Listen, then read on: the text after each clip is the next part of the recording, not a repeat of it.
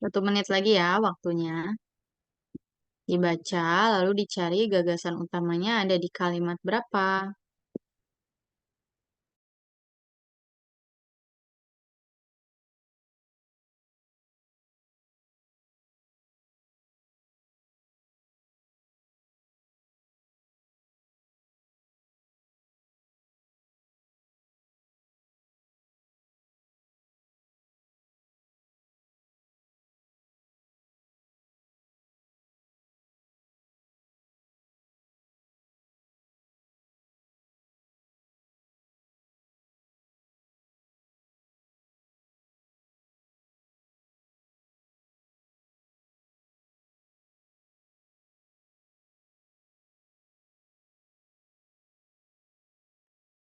Oke, waktunya habis.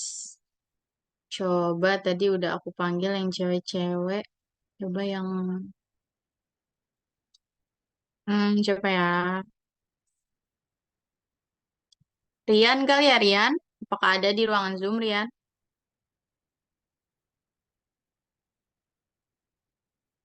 Ada Kak. Oke, siap.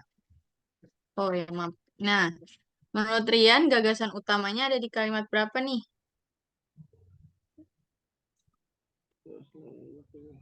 Satu Kak. Oke, 1. Kenapa tuh?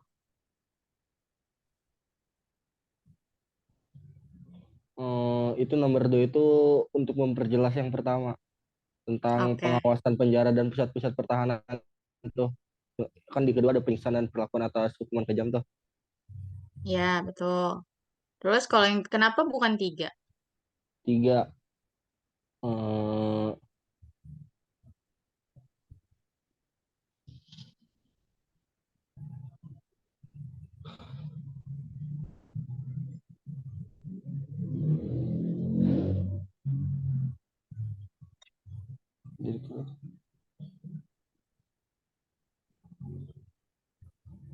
Gimana, Rian?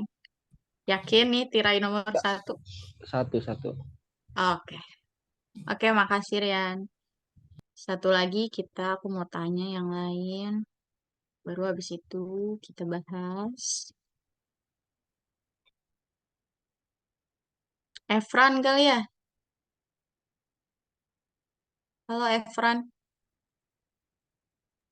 Iya Kak, Nah, menurut Efran jawabannya yang mana nih? Ada di kalimat berapa nih gagasan utamanya? udah di kalimat nomor 1 Kak. Oke, kenapa tuh Efran jawabannya sama kayak Rian? Kalau aku sih ada di kayak kalimat meratifikasi perjanjian internasional untuk meningkatkan pengawasan penjara dan pusat-pusat pertahanan di negaranya. Oke. Oke, terima kasih Efran dan Rian. Kita bahas sama-sama. Nanti kalau misalnya seperti biasa ya, kalau ada azan terus cukup kencang, mungkin aku nanti mute dulu sebentar. Oke, kita bahas gagasan utamanya ada di kalimat nomor berapa. Tadi seperti tadi aku bilang, gagasan utama itu biasa ada di depan, deduktif, atau di akhir, induktif. Sebenarnya mungkin ada beberapa yang di tengah, tapi itu jarang sih. Keseringan antara awal dan akhir. Makanya biasa aku juga kalau ngerjain soal itu aku cek dulu awal dan akhirnya. Karena memang ada yang gagasannya tuh di akhir, sekalian sebagai penyimpulan. Tapi memang untuk soal yang ini, benar jawaban Efran dan Rian bahwa gagasan utamanya ada di kalimat 1. Mengapa?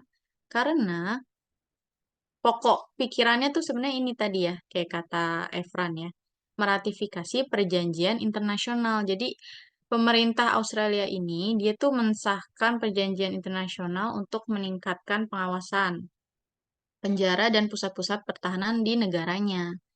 Tahu dari mana itu sebagai gagasan utama, maaf. Karena kalimat keduanya itu ada kata kunci nih, akan disahkan pada akhir tahun ini. Apa yang disahkan? Ya itu tadi yang disinggung di kalimat pertama. Terus kenapa bukan yang kalimat ketiga, Kak, gagasan utamanya? Karena selain itu ini pasti merujuk pada kalimat sebelumnya gitu. Jadi itu bukan sebagai gagasan pokok. Kalau ada kata itu, bentar ya, azan.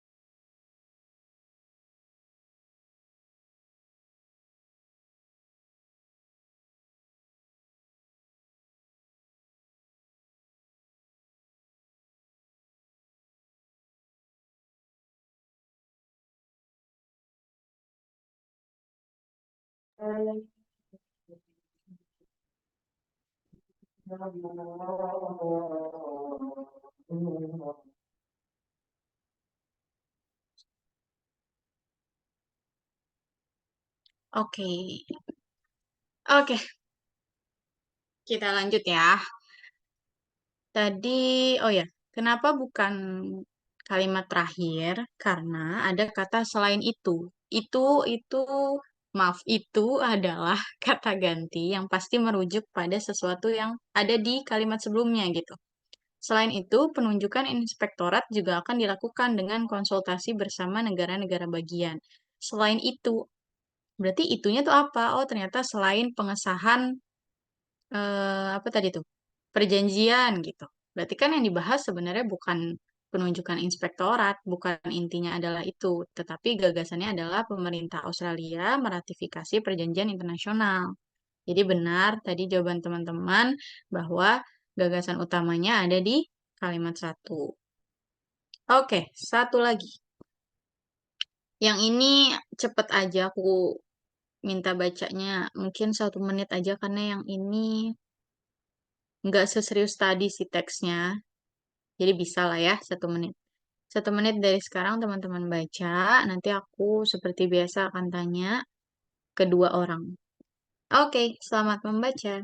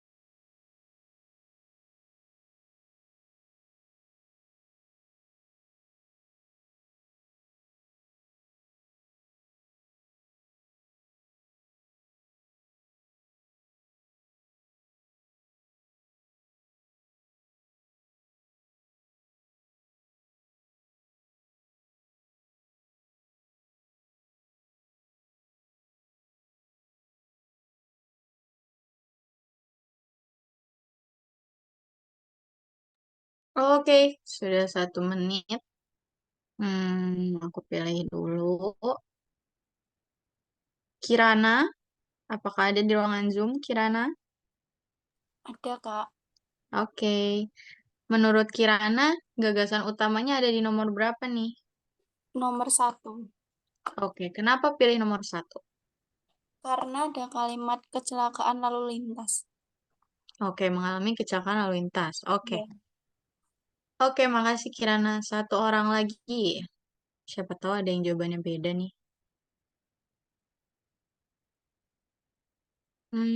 Satu lagi siapa ya?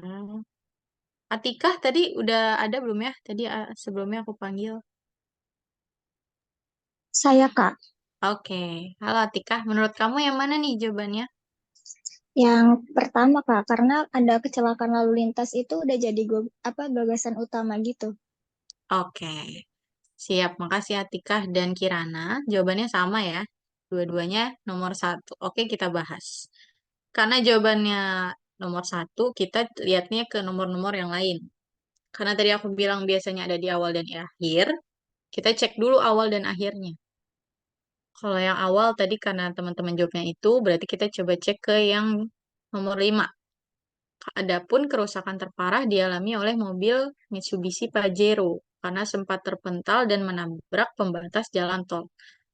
Ya, kenapa bisa rusak? Kan kita jadi nggak tahu ya. Karena ini ternyata dia sebagai menjelaskan kalimat-kalimat sebelumnya nih. Oh, rusaknya itu kenapa? Karena benar kata Kirana dan tadi siapa ya? Atikah bahwa terjadi kecelakaan lalu lintas nih. Makanya gagasan utamanya ada di nomor 1. Karena iring-iringan mobil Wali Kota Bekasi waktu itu mengalami kecelakaan nih di jalan tol kilometer 40 ketika ke arah Bandung. Karena ketika kita baca, oh kalimat 2 juga menjelaskan kalimat 1, yaitu kejadiannya kapan? Bermulanya saat menuju ke Bandung untuk ada acara undangan nih dari BPKB Jawa Barat. Terus kalimat 3, Rahmat Effendi pakai Toyota Fortuner. Oh, itu juga menjelaskan tentang kecelakaannya dong. Terus kalimat 4, sungguh bersyukur dianya sendiri nggak mengalami luka. Oh, itu juga menjelaskan. Jadi betul jawaban teman-teman, gagasan utamanya ada di kalimat 1.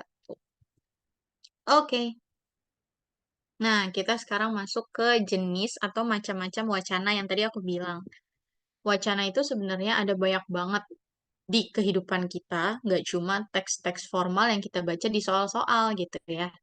Ada juga yang kita lihat-lihat di jalanan, atau mungkin sekedar eh, tulisan di tiang listrik. Kalau kalian suka lihat tuh tempelan-tempelan kayak misalnya sedot WC, cepat dan murah, hubungi.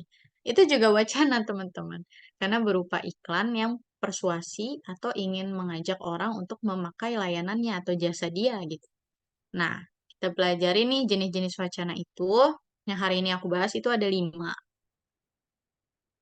Yang pertama itu argumentasi. Sesuai dengan namanya, argumentasi itu biasanya itu opini pribadi penulisnya. Jadi memang ketika kita baca, kita bisa mendeteksi kalau dia itu pasti timpang ke salah satu pihak. Misalnya, kayak sekarang nih, misalnya lagi panas-panasnya pemilu. Kalau misalnya ada wacana argumentasi, misalnya kita anggap ya kita lihat pendukung-pendukung yang suka ribut nih kayaknya antara 01, 02 gitu ya. Kalau misalnya ada wacana argumentasi, memang pasti dia akan menyajikan data-data yang akan mendukung argumentasi dia. Karena dia ingin meyakinkan pembaca nih kalau gue ini benar nih, ini gue suguhin nih data-datanya nih. Nah, itu namanya wacana argumentatif atau wacana argumentasi. Berbeda dengan wacana persuasi. Kalau persuasi juga sama, sebenarnya ingin meyakinkan untuk mungkin misalnya membeli atau misalnya memakai jasanya gitu tadi ya. Pokoknya mengajak orang untuk mengikuti apa yang dia tawarkan gitu. Bedanya kalau persuasi itu biasanya memanfaatkan aspek psikologis pembaca. Maksudnya tuh aspek psikologis tuh gimana sih? Maksudnya memang dia tuh biasanya bentuknya itu kayak ajakan atau misalnya kayak tadi jaga diri nih yang tadi papan billboard ya. Bantu jaga diri kini dan nanti. Itu kan dia persuasif banget ya. Bentar ya, komat.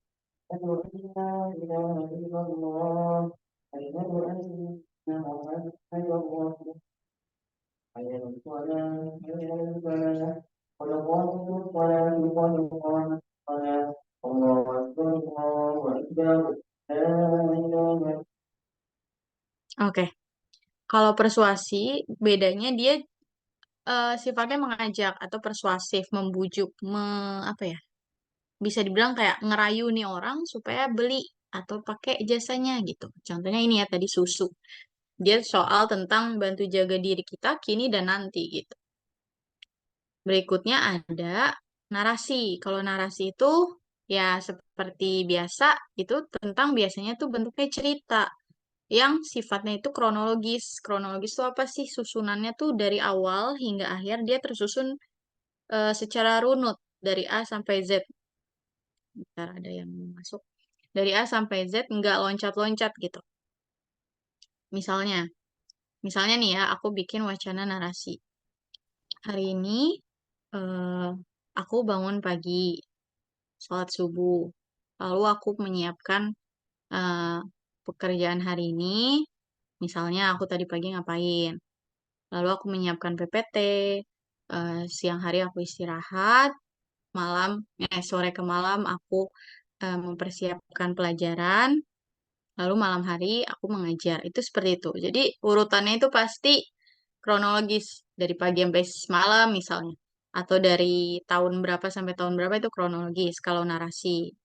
Biasanya ada unsur tokohnya, ada unsur tempat, waktu, dan suasananya. Jadi ketika kita baca, walaupun dia bentuknya wacana atau mungkin teks formal gitu ya, tapi itu ketika dibaca kayak orang cerita gitu. Oh, jadi gitu gitu. Berbeda dengan wacana yang lain. Nah, yang keempat ada wacana jenis deskripsi. Kalau deskripsi sesuai namanya dia biasanya menggambarkan baik itu proses, baik itu ciri seseorang misalnya, atau ciri tempat, atau misalnya ciri suatu benda secara terperinci sehingga kita tuh bisa membayangkan objek yang sedang dipaparkan oleh orang tersebut atau oleh penulis tersebut. Misalnya ada yang menjelaskan ciri-ciri sekolah dia gitu. Gedungnya 3 lantai dengan tembok berwarna biru, pagarnya warna hijau, ada 2 lapangan, gitu-gitulah misalnya. Nah, itu wacana deskripsi. Kalau eksposisi, ini agak mirip dengan deskripsi, jadi sama-sama menjelaskan atau memberi pengertian tentang suatu hal. Bedanya, eksposisi itu dia lebih, apa ya, bisa dibilang lebih saintifik, atau bisa dibilang dia lebih lengkap karena dia paparan informasinya itu mengandung unsur 5W1H. Yang seperti kita tahu ya, what, when, why, who, where, how gitu ya. Jadi nggak cuma sekedar dipaparkan secara deskriptif, tapi dia juga ada data-data atau mungkin metode atau mungkin paparan teorinya malah gitu yang dijelaskan di dalam teks wacananya. Nah, semoga teman-teman paham nih dari 5 ya. Diingat-ingat lagi ada argumentasi, biasanya itu ada opini pribadi, makanya sifatnya argumentatif. Ada persuasi, itu biasanya untuk membujuk, untuk melakukan sesuatu, baik itu membeli dan lain sebagainya. Contoh paling gampangnya iklan. Ada narasi, biasanya bentuknya cerita. Ada deskripsi, biasanya dia bentuknya penggambaran yang dimana jadi bisa kita bayangin, kita hayalin. Ada eksposisi, mirip-mirip sama deskripsi, bedanya dia lebih ilmiah gitu. Nah, dari 5 wacana itu, seperti biasa, aku pengen teman-teman baca dulu. Di sini nanti ada 3 teks wacana nih. Beda-beda ya jenis wacananya. Seperti biasa, kita baca dulu. Kalau ini karena panjang, dan apalagi wacana harus dipahami dulu. Jadi aku kasih waktu 2 menit, teman-teman baca, nanti aku tanya, ini wacana jenis apa nih? Silakan dibaca ya, teman-teman.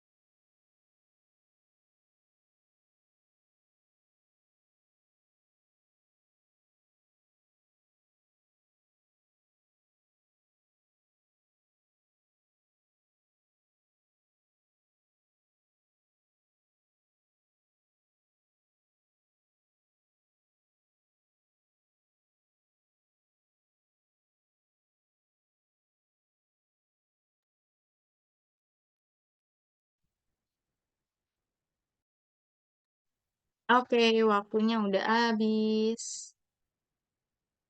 Bentar aku lihat dulu yang belum aku panggil. Yusron. Yusron, apakah ada? Ada, Kak. Oke. Menurut kamu ya ini jenis wacana apa sih di antara 5 tadi?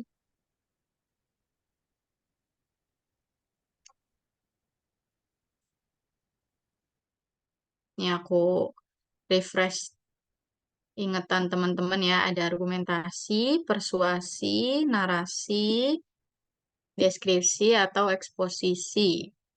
Nah, untuk yang wacana pertama nih, ini wacana apa kira-kira ya?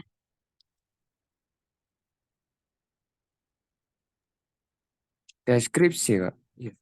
Oke, kenapa menurut Yusron deskripsi? Karena menjelaskan sesuatu dan ada isinya. Benar. Oke, oke baik kita tampung dulu ya. Makasih Yusron. Satu orang lagi.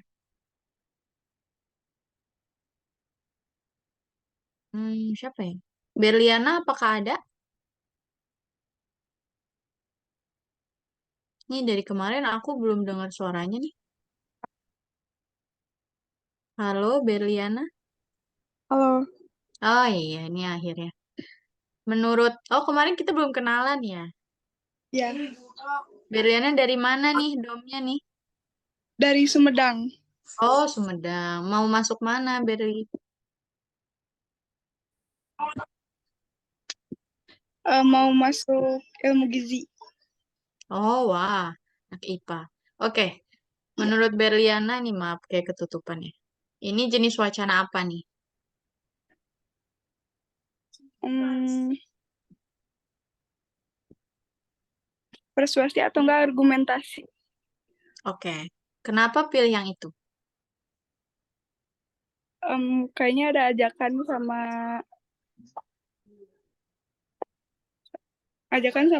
mengajukan bukti-bukti gitu.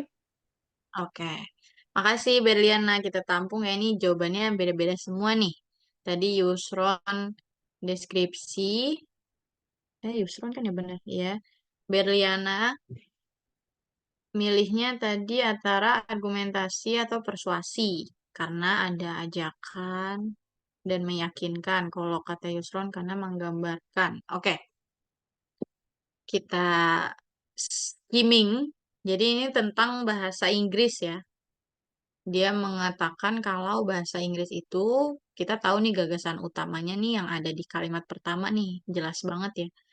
Pada era global ini atau zaman sekarang, bahasa Inggris ini sebagai bahasa internasional digunakan berbagai negara menjadi penting untuk dikuasai. Nah, gagasan utamanya tentang bahasa Inggris ini menurut si penulis wacana ini penting untuk dipelajari dan dikuasai.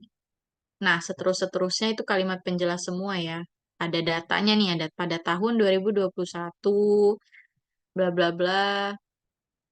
Dia memaparkan kalau bahasa Inggris itu paling banyak digunakan. Bahasa Inggris menempati peringkat pertama. Terus juga kalau kita pakai bahasa Inggris itu bisa mendapat berbagai keuntungan, kayak kita bisa komunikasi dengan berbagai orang dari berbagai negara. Terus juga kita bisa lebih paham ketika menjelajahi internet gitu ya. Dan banyak sekali itu kalimat-kalimat pendukung untuk gagasan utamanya tentang bahasa Inggris itu penting untuk dikuasai. Pertanyaannya, ini wacana apa sih? Ternyata ini adalah wacana eksposisi, teman-teman.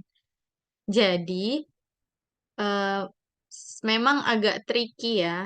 Tadi makanya kenapa aku sandingkan nih di kanan dan kiri antara deskripsi dan eksposisi.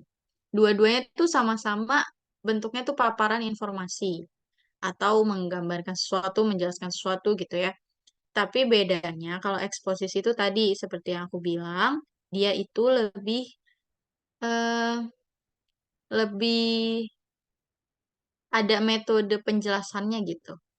Dalam artian dia kayaknya tuh lebih formal, lebih saintifik. Kenapa? Karena di teks ini, teks wacana ini, dia menyajikan tidak hanya paparan deskripsi tentang bahasa Inggris itu saja. Karena kalau misalnya ini wacana deskripsi, bentuknya harusnya misalnya gini. Pada era global, bahasa Inggris itu penting untuk dikuasai. Terus dijelasin tuh tentang bahasa Inggris, awal mulanya berasal dari bla bla bla bla. Bahasa Inggris digunakan oleh negara bla bla bla bla. Begitu. Jadi kalau deskripsi itu memang dia menggambarkan sesuatu secara apa tadi? Cara rinci. Jadi kita bisa kebayang, oh iya bahasa Inggris dari negara Inggris, Amerika dan sebagainya. Oh iya dipakai secara internasional gitu-gitu. Bedanya dengan eksposisi adalah dia lebih data. Dalam artian dia menjawab pertanyaan 5W1H tadi. Terlihat dari mana nih ya ada kata kuncinya seperti nih. Pada tahun 2021 dia sajikan nih datanya. Oh di tahun 2021 Statista mempublikasi data mengenai bahasa yang paling banyak digunakan secara internasional, yaitu bahasa apa? Bahasa Inggris. Ada 1,5 miliar pembicara gitu. Dia paparkan tuh tentang bahasa Inggris bukan hanya sekedar penting penting dikuasai, tapi memang secara saintifiknya atau secara datanya dia memang paling banyak digunakan juga gitu. Terus selain itu juga dia suguhin lagi nih data pada tahun 2012 saja bahasa Inggris yang tersedia dalam Wikipedia mencapai 4 juta artikel, sedangkan kalau dalam bahasa Indonesia hanya 200.000 artikel saja. Terus, eh, selain tentang data, dia juga menyuguhkan why. Jadi tuh what-nya kan tadi ya, kan 5W1H ya. What-nya itu tentang bahasa Inggris. Why-nya itu dia juga sajikan kenapa penting kita kuasai bahasa Inggris. Dia menjelaskan secara rinci nih, karena bisa untuk berkomunikasi, untuk menjelajahi informasi, untuk mendapatkan wawasan baru. Jadi terjawab juga di situ. When-nya juga terjawab nih, ada tahun data 2 tahun 2021, ada data tahun 2012, gitu ya. Jadi memang kalau eksposisi mirip dengan deskripsi, makanya orang suka terkecoh karena memang bentuknya sama-sama paparan, tapi itu tadi dia menjawab banyak-banyak banyak-banyak, nggak efektif banget. Dia menjawab banyak unsur lain dari 5W1H itu. Jadi tidak hanya bentuknya deskripsi saja, gitu. Oke, teks berikutnya. Ini ya 2 menit lagi boleh lah. Aku tungguin 2 menit dibaca dulu. Nanti aku tanya ini wacana apa ini?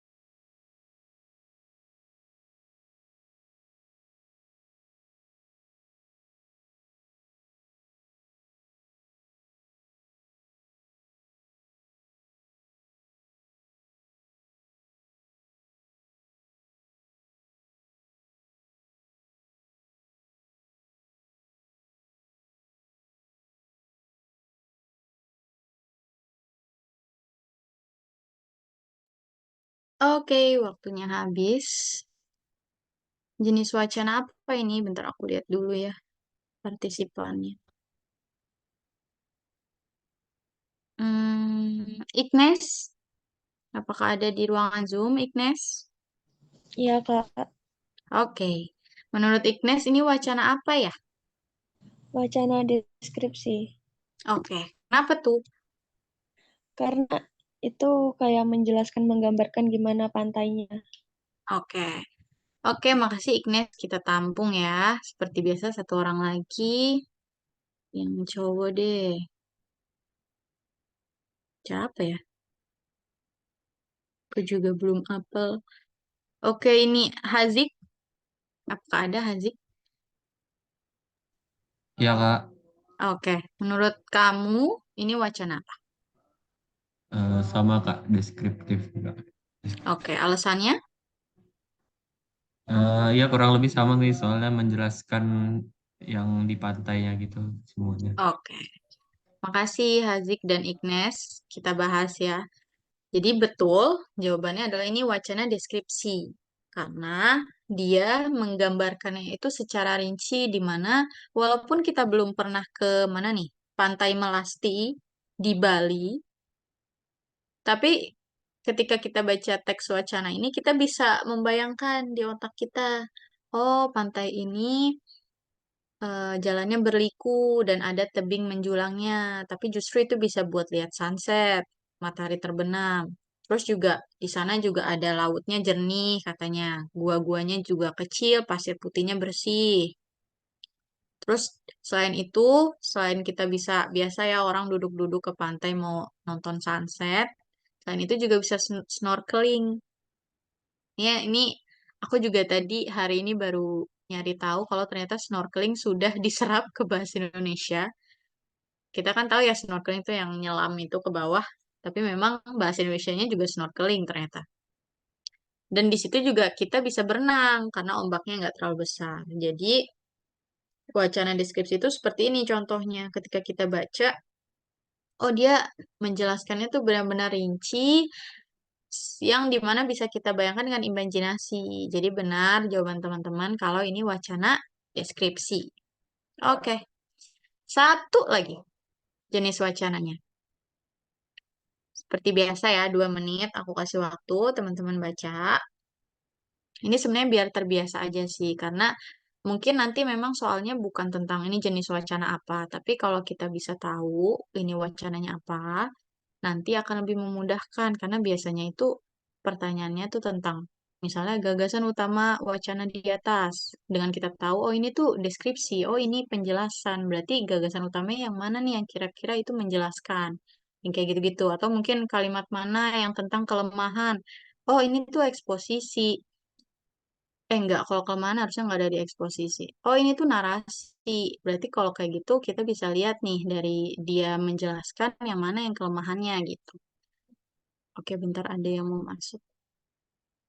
Jadi, seperti biasa nih, aku start timernya. Kita baca sama-sama. Nanti aku tanya 2 orang, ini jenis wacana apa? Selamat membaca.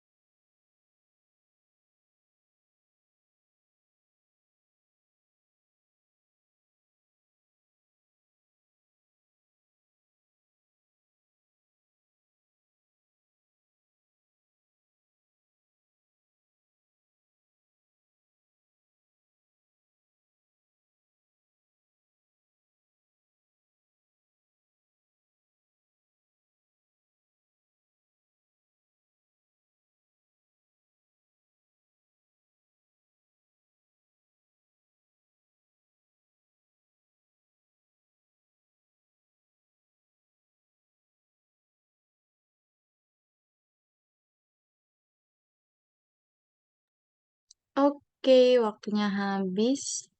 Siapa yang belum aku panggil ya? Siapa yang belum aku panggil? Naufal udah aku panggil belum ya? Naufal apakah ada di ruangan Zoom?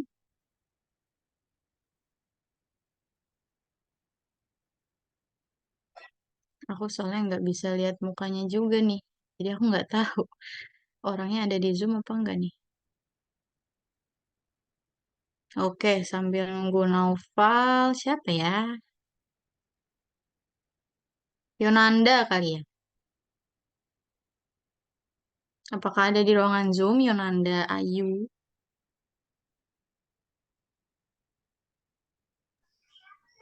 Iya, Kak. Oke, bentar nih aku tutup, takutnya nutupin. Nah, tadi di antara, kayaknya kamu baru join apa enggak ya? Aku lupa. Pokoknya antara 5 jenis, ada 5 jenis wacana, argumentasi, persuasi, narasi, deskripsi atau eksposisi. Nah, selipas baca nih, ini paling masuk ke wacana apa ya menurut kamu? Narasi.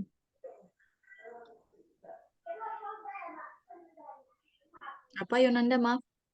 Narasi. Oke, kenapa narasi? Karena narasi kan suatu karangan cerita yang menyajikan serangkaian peristiwa kejadian yang disusun secara kronologis sesuai dengan urutan waktunya. Kayak Oke, menurut Yonanda narasi. Aku keep ya jawabannya. Makasih Yonanda, satu orang lagi. ya, Tadi Naufal ya? Naufal apakah sudah ada di ruangan Zoom? Tadi nih yang aku panggil belum nyaut nih. Siapa lagi ya? Mahelsa Putra udah aku panggil belum? Belum, Kak. Oh, oke. Menurut kamu, bener deh, nggak keganti. Menurut kamu jawabannya ini wacana apa?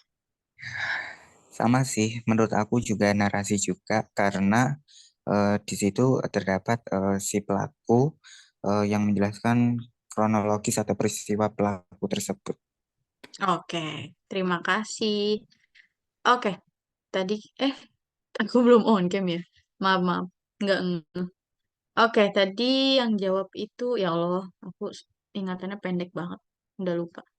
Mahel Saputra sama Yonanda ya. Oke, tadi jawaban teman-teman itu, ini adalah wacana narasi. Kenapa narasi? Karena dia secara kronologis dikasih tahu kalau Cipto Mangunkusumo dianggap, ini maaf ya kalau ada suara-suara berisik di belakang, terlibat upaya sabotase sehingga dibuang ke Banda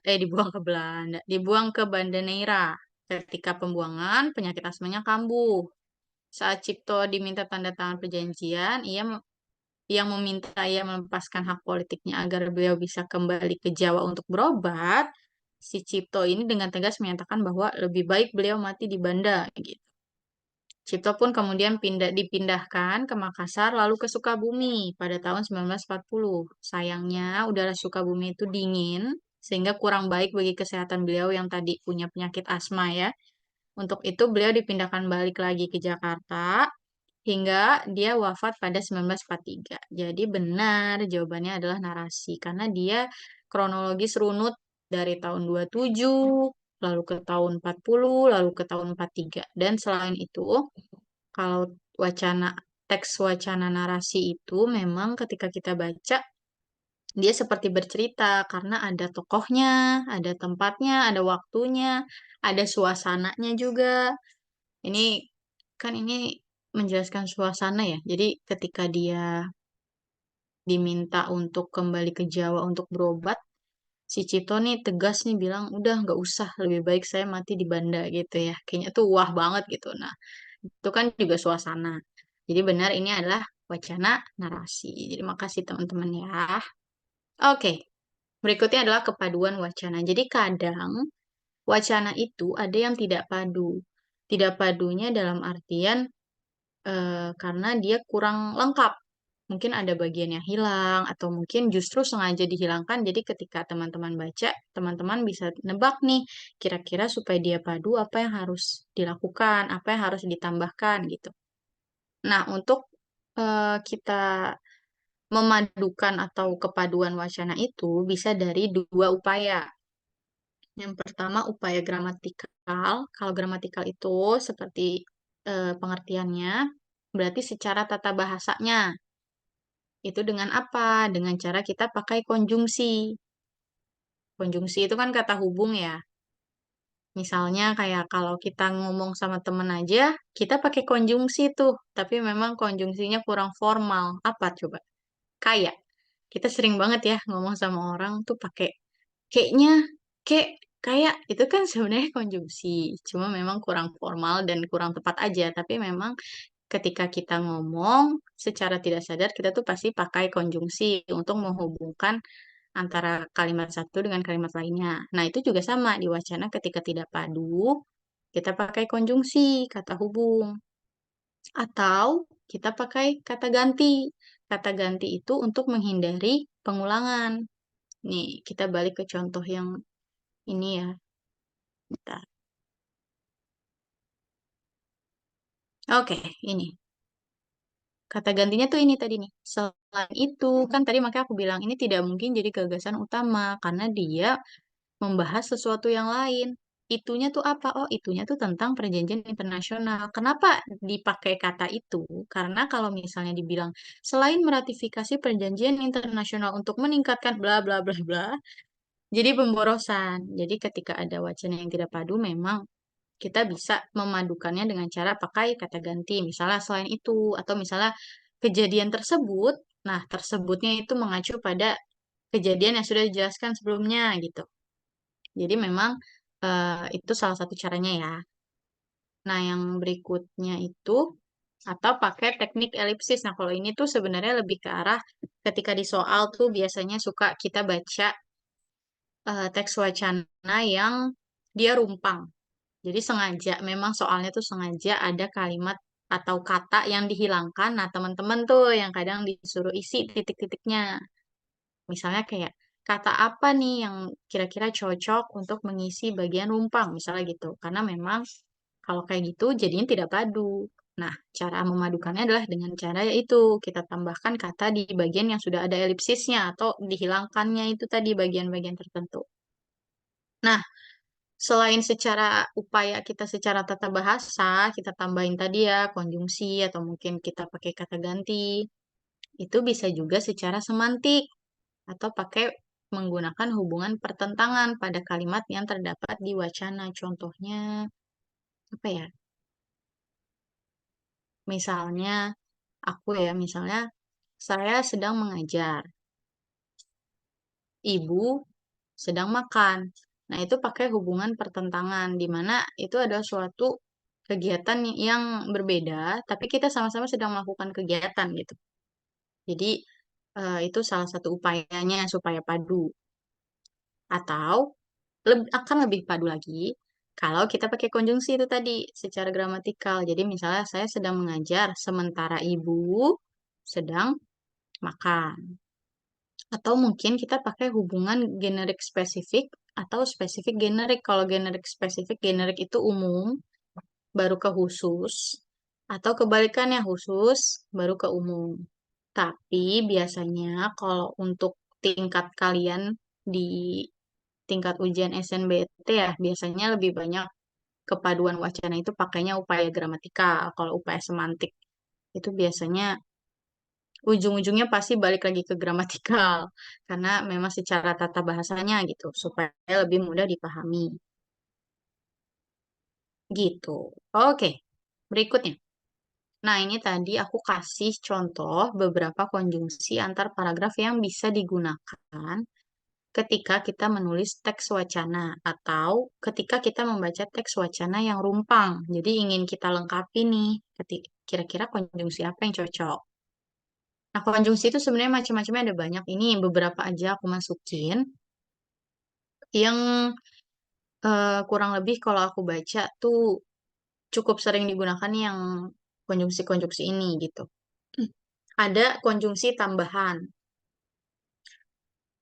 Contohnya selain itu, sementara itu, di luar itu, ditambah lagi, lebih dari itu, bahkan.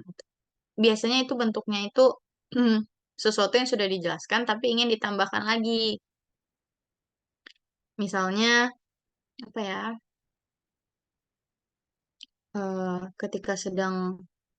ketika ibu sedang pergi keluar kota, ibu membawa pulang oleh-oleh yang banyak. Bahkan ibu juga membeli baju untuk aku gitu. Jadi itu tambahan. Jadi tidak hanya sekedar bawa oleh-oleh dalam bentuk makanan, tapi ibu juga ternyata bawa baju gitu. Atau mungkin pengecualian.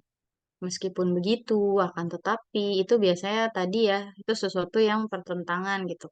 Bagaimanapun, walaupun, di mana. Nah, ini balik lagi aku selalu ingetin untuk kata di mana, jangan lupa di spasi. Di spasi mana. Karena itu menunjukkan letak gitu. Atau mungkin ada juga konjungsi akibat atau hasil. Alhasil nih biasanya paling sering nih di teks wacana nih. Alhasil, eh, misalnya ngomongin uji tes kesehatan gitu. Alhasil, uji tes tersebut sukses. eh, sukses, bentar ada kucing aku. Sukses mendapatkan data sesuai dengan yang ditargetkan misalnya.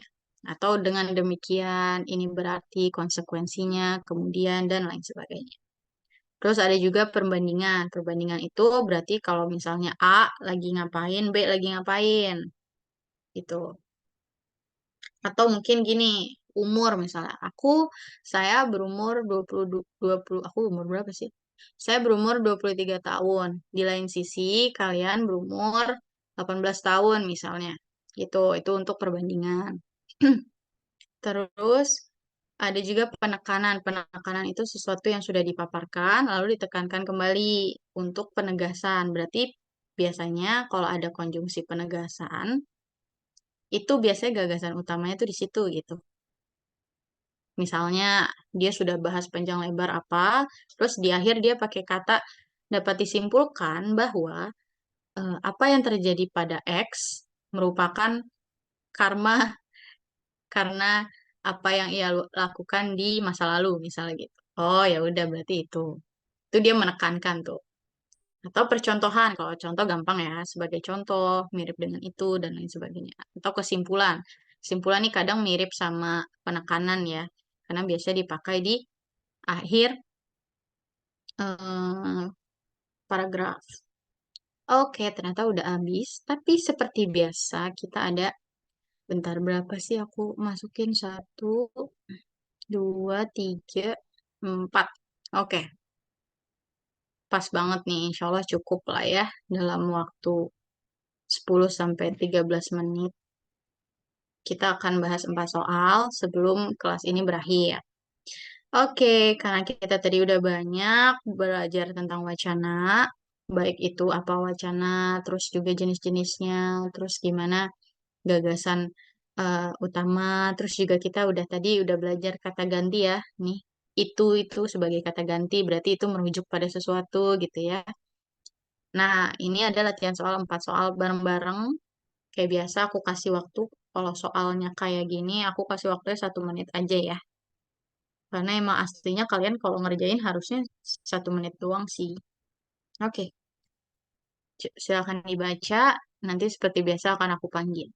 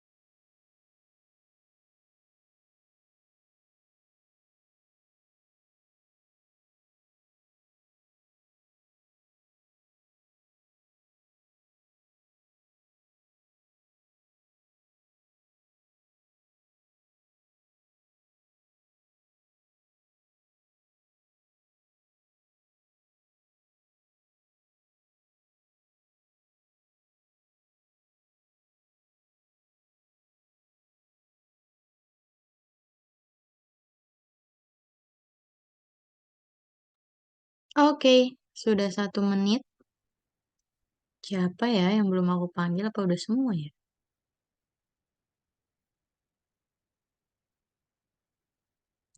Ini udah. Mungkin jadinya akan dipanggil lagi. Tapi sebelum itu Naufal. Naufal tadi udah ya? Apa belum sih? Aku lupa. Naufal, apakah ada di ruangan Zoom?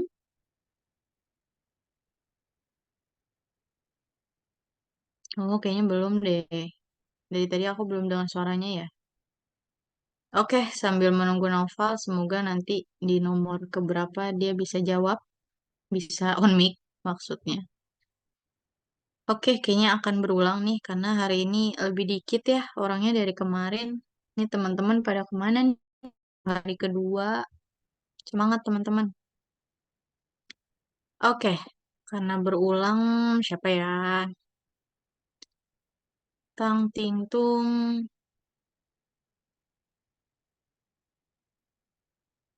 Rian, boleh deh Rian. Kak, Oke, menurut Rian jawabannya apa nih? eh.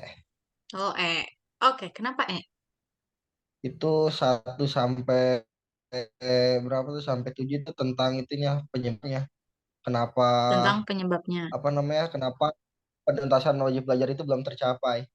Oke, terima kasih Rian. Seperti biasa kita tampung dulu. 1 orang lagi. Bentar aku tulis dulu deh. Karena ini soal-soal terakhir. Biar nggak kepanggil 2 kali lagi. Rian udah. Siapa ya? Atikah, boleh Atikah? Ya, saya Kak. Oke, menurut kamu apa? Jawabannya yang Oke, kenapa? karena itu udah ada diidentifikasi ketidaktuntasan wajib belajarnya gitu di Oke, kalimat itu. oke, terima kasih Atikah. Bentar, laptopnya lobet. Oke, makasih Atika sama Rian ya tadi ya. Kita bahas satu-satu seperti biasa. Seperti biasa, kalau PPU, PBM maupun literasi bahasa Indonesia itu emang bacanya harus hati-hati, harus teliti. Karena kalau kita baca sekilas aja nih, jawabannya mirip-mirip ya sebenarnya. Tapi betul, teman-teman betul, jawabannya adalah yang Kenapa? Karena kalau A, banyaknya masalah di daerah terpencil. eh Ini kayaknya nggak cuma ngomongin masalah terpencil. Memang sih ada kalimat banyak masalah yang timbul dalam pelaksanaan wajib belajar 9 tahun, terutama di daerah pedesaan dan daerah pegunungan atau terpencil. Tapi kalimat berikutnya, penyebab ketidaktuntasan wajib belajar tadi ya, dapat diidentifikasi sesuai kondisi wilayah dan masyarakatnya. Jadi sudah beda topik, udah bukan ngomongin tentang daerah terpencil aja, tapi secara umum seluruh daerah-daerah yang lain. Yang dapat diidentifikasi masalahnya itu ada di 7 poin tadi ya. Jadi yang A kurang tepat. Kemudian yang B, penuntasan wajib belajar belum tercapai. Kenyataan itu, iya betul memang penuntasan wajib belajar belum tercapai, tapi bukan itu orang nggak, maksudnya kata ganti itu tidak merujuk pada penuntasan wajib belajar yang belum tercapai. Jadi kurang tepat. Kemudian yang C, banyaknya masalah pelaksanaan wajib belajar. Iya memang ada masalah dalam pelaksanaan wajib belajar. Tapi ini bukan ngomongin masalahnya doang gitu. Di sini ada kalimat apa? Di sini ada tulisan dari sejumlah hasil penelitian ditemukan bahwa penyebabnya adalah, oke, berarti bukan cuma sekedar masalah, tapi apa penyebab dari masalah itu gitu ya. Jadi yang C juga salah. Kemudian yang D, ketidaktuntasan program wajib belajar. Iya memang tidak tuntas. Tapi poin-poin ini tuh bukan cuma sekedar ketidaktuntasan, tapi penyebab ketidaktuntasan itu tadi. Jadi benar jawaban teman-teman, jawabannya adalah yang penyebab kenyataan itu atau kata itu yang bercetak tebal itu merujuk pada penyebab ketidaktuntasan wajib belajar. Oke, ini lebih pendek nih. Untuk ini ya seperti biasa 1 menit. Semangat teman-teman. Dikit lagi selesai kita. Ini soal yang ini dulu ya, yang kalimat utama dulu. Baru nanti apa yang dianalogikan. Silakan, selamat membaca.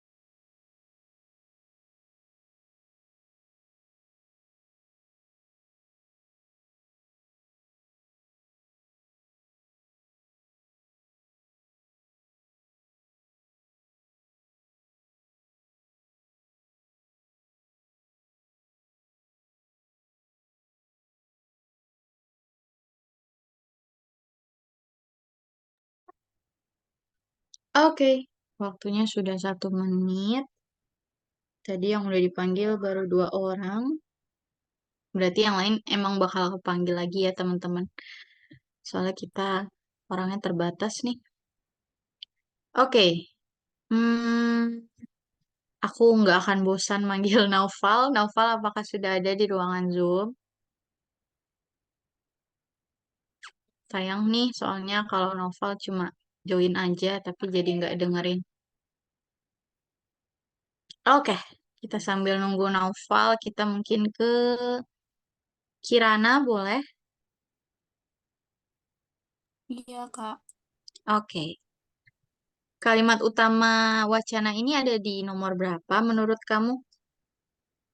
5. Oke, kenapa nomor 5? Karena nomor 5 memuat semua informasi. Oke, menurut Kirana, karena nomor 5 ini dia memuat semua informasi yang dijelaskan oleh nomor 1 sampai 4 gitu ya? Hmm. Oke, kita tampung seperti biasa. Ini aku udah catat, Kirana udah. Satu lagi, siapa ya? Efran deh, boleh Efran? Iya, Kak. Oke, menurut Efran nih, jawabannya yang mana nih? Sama sih, Kak. Sama, Kalimat nomor 5. Kenapa tuh? sama aja sih, Kak. Kayak kalimat 1 sampai 4 itu semuanya itu pokok kalimatnya ada pada kalimat nomor 5. Oke, terima kasih Efran dan Kirana. Kita bahas ya. Jadi kalimat utama wacana tersebut terletak pada kalimat nomor seperti biasa, nggak akan bosan aku bilang biasanya kalimat utama, gagasan pokok, kalimat inti, dan lain sebagainya. Kecuali kalau memang dia langsung bilang nih, misalnya gagasan utama pada kalimat nomor 3 misalnya. Itu baru kita lihatnya nomor 3 aja. Cuma kalau misalnya kalimat utama secara umum, selalu cek yang paling awal, deduktif, di depan, atau yang paling akhir, induktif. Coba kalau yang pertama, otak manusia ibarat sebuah pisau. Oke, oke. Maksudnya, oke, otak manusia ibarat sebuah pisau. Tapi, ya terus kenapa nggak ada informasi apa-apa lagi tambahannya gitu? Kurang, apa ya bahasanya? Kalau gagasan pokok itu, seperti kata Kirana dan Efran, dia sudah mencakup kalimat-kalimat yang lain, kalimat-kalimat yang memang yang lain tuh sebagai menjelaskan gagasan utamanya gitu. Nah, berarti kita cek nih yang satu kayaknya meh gitu ya. Masih gimana gitu. Nah, yang nomor 5, kalimat 5. Dengan demikian, jika kita ingin menjadi manusia yang berprestasi, hendaknya seperti pisau yang diasah terus. Jadi benar jawaban teman-teman, kalimat utamanya ada di E. Karena seperti tadi aku bilang, terkadang ada teks wacana yang menggunakan konjungsi untuk menekankan bahwa nih poin intinya gue nulis gitu ya bahasanya ada di sini loh gitu. Nah, untuk kasus yang ini benar dengan adanya konjungsi dengan demikian itu berarti kita bisa lihat oh dia mau menekankan nih jika kita ingin menjadi manusia yang berprestasi, kita harus seperti pisau yang diasah terus. Maksudnya apa pisau yang diasah terus? Dijelaskan oleh kalimat-kalimat lain. Karena otak kita itu ibarat pisau. Otak yang cerdas itu nggak akan berprestasi tinggi kalau kita nggak belajar dan berlatih. Terus otak manusia yang bahkan yang IQ-nya sedang-sedang aja itu bisa juga gemilang asal belajar dan selain sebagainya gitu ya. Jadi benar kalimat utamanya ada di E. Karena ini satu nomor, jadi sekalian hal yang dianalogikan dalam wacana di samping nih kayaknya gampang banget sih harusnya ya. Aku panggil dulu. Tadi udah 4 orang, 2 orang lagi. Hmm, hmm, hmm, hmm, hmm. Ignes, boleh Ignes? Iya, Kak. Oke, menurut Ignes nih, apa sih yang dianalogiin? Yang B, otak manusia dengan pisau. Oke, otak manusia dengan pisau. Kayaknya udah jelas ya. Ini kayaknya aku nggak perlu nambah 1 orang lagi. Makasih Ignes. Karena di kalimat pertamanya udah ditulis otak manusia ibarat sebuah pisau. Jadi memang yang dijadikan analogi atau perbandingan atau ya yang dibandingkan satu dan lainnya adalah otak manusia dengan pisau. Karena kalau prestasi, ini mungkin teman-teman kalau misalnya bacanya buru-buru, mengingat teks-teks bahasa Indonesia itu panjang-panjang, bisa jadi mungkin ada yang bacanya sebagai, ada yang bacanya, ada yang jawabnya A, prestasi dan pisau. Karena nganggapnya, ya kita bisa berprestasi, karena diasah terus. Pisau juga bisa tajam asal diasah terus. Tapi, balik lagi, kalau soal-soal kayak gini memang ada yang kelihatannya benar, tapi dia sebenarnya masih benarnya tuh masih 70% gitu. Jadi ketika kita cek ke pilihan-pilihan yang lain, ada yang dia tepatnya tuh udah 100%. Jadi benar jawabannya yang B. Oke, ini nomor terakhir. Sebelum nanti habis ini aku tutup. Kayaknya gampang nih, seperti biasa ya nih. Tadi aku bilang kadang bahasa itu beda-beda. Ada yang bilangnya masalah utama, ada yang bilangnya gagasan pokok, ada yang bilangnya kalimat inti, tapi memang intinya sama. Jadi seperti biasa aku kasih waktu 1 menit untuk dibaca. Nanti aku panggil 2 orang. Oke, selamat dibaca.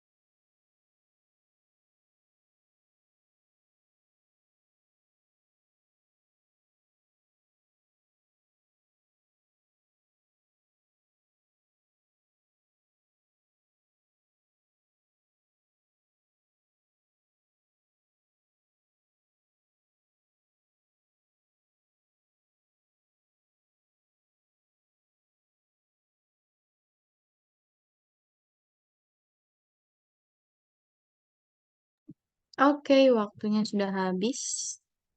Intan. Kak. Oke. Menurut Intan jawabannya yang mana nih? D. Yang D. Perlunya sosialisasi daerah rawan bencana. Oke, kenapa?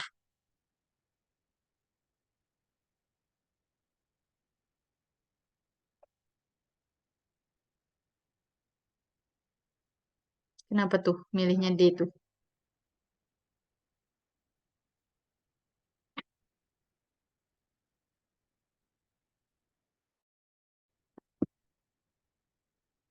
Intannya hilang. Oke, aku tampung dulu deh.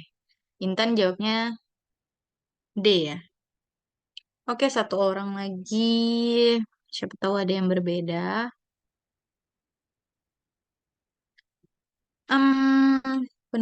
Penutup nih, soal terakhir. Siapa ya? Aku coba panggil sekali lagi terakhir nih, Naufal. Apakah ada Naufal?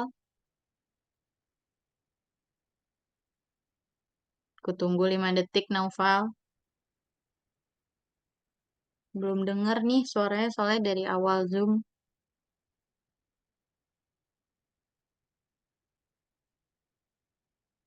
Oke, 5 detik udah berlalu. Kita next orang berikutnya. Tadi yang udah. Berarti yang belum. Boleh deh nih. Hazik terakhir nih.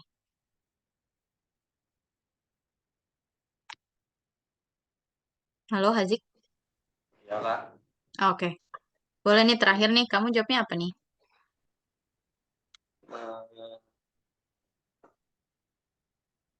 D kayaknya. D juga. Oke, kita tampung. Kak. Oh, Oke, kita tampung ya. Ini karena jawabannya berbeda nih. Jadi kita bahas. Oke, makasih tadi Hazik dan Intan ya. Oke, masalah utama wacana di samping adalah seperti biasa, masalah utama itu berarti gagasan pokok. Balik lagi memang banyak ya soal kayak gini. Kita bisa lihat nih, kalau gagasan utamanya jelas-jelas ada di kalimat pertama. Karena kalimat kedua aja pertama, pencegahan. Itu sudah merujuk pada perincian. Perincian apa? Berarti dia merujuk pada sesuatu di kalimat sebelumnya. Begitu juga kalimat ketiga. Kedua, melakukan mitigasi.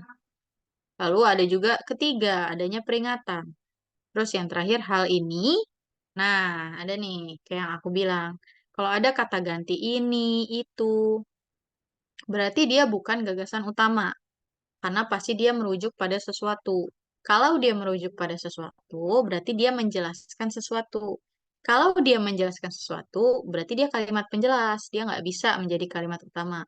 Hal ini perlu dilatihkan kepada masyarakat melalui sosialisasi dan simulasi berkelanjutan. Jadi, apa yang perlu dilatihkan? Ininya tuh apa? Oh, tentang tadi gagasan utamanya ada di kalimat satu.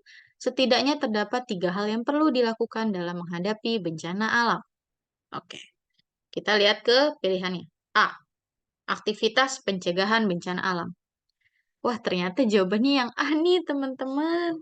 Kenapa? Karena ketika kita lihat yang B, pentingnya rumah tahan bencana. Oh, itu termasuk ke dalam aktivitas pencegahan bencana alam. Seperti yang tadi aku bilang, karena kita sudah tahu nih, gagasan utamanya ada di kalimat satu. Terus yang C, pemetaan potensi bencana alam. Itu juga termasuk kepada apa eh, aktivitas kita dalam melakukan pencegahan. Terus yang D, perlunya sosialisasi daerah rawan bencana. Itu juga. Nih, mana sih? Kedua, melakukan mitigasi atau penjinakan. Itu juga berarti sosialisasi daerah rawan bencana. Kalau memang daerahnya rawan gempa gitu misalnya. Terus kalau yang E juga masih kurang tepat karena kesiapsiagaan dalam menghadapi bencana. Ini mungkin sedikit apa ya? Kalau dilihat sekilas memang sepertinya kok kayaknya jawaban yang ini gitu ya. Tapi ternyata kesiapsiagaan di sini itu ini merujuk pada yang ini kalimat ketiga, adanya peringatan dini atau kesiapsiagaan. Jadi kesiapsiagaan dalam menghadapi bencana itu eh, dia merujuknya kepada kalimat kedua dari terakhir. Yang paling tepat, jadi seperti aku bilang, mungkin memang ini benar, tapi benarnya baru 80% gitu ya. Jadi yang benarnya benar-benar 100% atau paling tepat itu yang A, tentang aktivitas pencegahan bencana alam. Karena gagasan utamanya ada di kalimat satu. Setidaknya terdapat 3 hal yang perlu dilakukan dalam menghadapi bencana alam. Oke, ini kayaknya kurang deh dia. Kayaknya aku nyatetnya kurang, apa namanya, kurang lengkap. aktivitas pencegahan, aktivitas dalam menghadapi pencegahan bencana alam. Jadi bukan kita mencegah bencana alam ya, tapi ketika menghadapi bencana alam, apa saja aktivitas yang bisa dilakukan gitu maksudnya. Oke, bentar aku stop share dulu. Oke, segitu aja dari aku hari ini. Makasih banyak teman-teman udah datang. Besok harusnya sih nggak bosan ya, karena kalian besok belajarnya bahasa Inggris. Besok juga kalian tanggal merah nih untuk pemilu, jadi jangan lupa istirahat. Jangan, kalau lagi ada di luar, jangan main kemalaman, jangan lupa istirahat, jangan lupa coblos, jangan lupa pakai hak suaranya, karena harusnya kalian udah umur punya KTP ya. Kalau aku lihat sih harusnya kalau udah mau masuk kuliah mah udah punya KTP. Gitu aja dari aku. Makasih banyak atas perhatiannya. Makasih juga udah hadir. Kalau misalnya kenal sama temen yang lain, diajakin lagi untuk datang. Karena sayang nih baru hari kedua. Semangat terus sampai akhir gitu ya. Kan kalian udah daftar. Sayang kalau nggak datang. Gitu. Oke, begitu aja Kak Alma. Teman-teman boleh live sih ya. Udah selesai. Aku juga habis ini izin live. Makasih teman-teman. Sehat-sehat semuanya ya. Makasih, Kak. Ya, Kasih Kak. Oke, makasih Kak.